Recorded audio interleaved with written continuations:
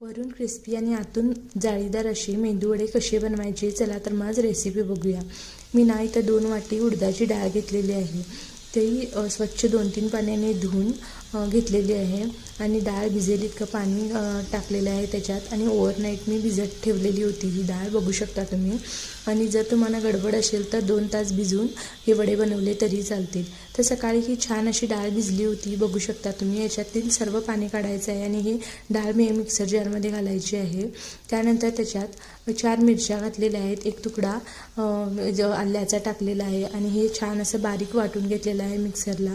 त्यानंतर हे सर्व वाटून घेतलेलं आहे ना, ते बाउलमध्ये ट्रान्सफर करायचं आहे। त्यात चवीनुसार मीठ, जिरं आणि 1 चमचा तांदळाचं पीठ घालायचं आहे, जेणेकरून आपले वडे क्रिस्पी होतील यासाठी। त्यानंतर थोडीशी कोथिंबीर घातलेली आहे आणि हे बॅटर सर्व छान असं मिक्स करून घ्यायचं आहे। जर लागलं तरच आपल्याला पाणी घालायचं आहे, नाहीतर तसंच आपल्याला मिक्स करून घ्यायचं आहे। बघू शकता छान असं मिक्स झालेलं आहे। गॅसवरती कढई ठेवली, त्याच्यात तेल गरम होऊ दिलं। त्यानंतरला वडे काढायला मी सुरुवात केली। थोडं एक हातानं पाणी लावून घ्यायचं आहे आणि छान असे एक गोळा घ्यायचा आहे आणि त्यातून मध्ये होल करून असं छान वडा सोडायचा आहे आपल्याला। पण वडे सोडताना हाताला तेल लागेल याची काळजी घ्यायची आहे।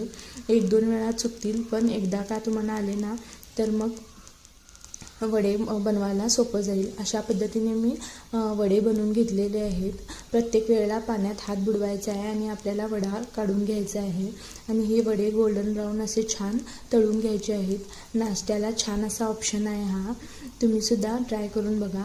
हे बघा गोल्डन ब्राऊन मी असे छान असे तळून घेतलेले आहेत आणि यासोबत मी चटणी आणि सांबारसुद्धा बनवला होता आणि हे वडे ना क्रिस्पी आणि आतून जाळीदार मस्त होतात। तुम्ही सुद्धा ट्राय करून बघा।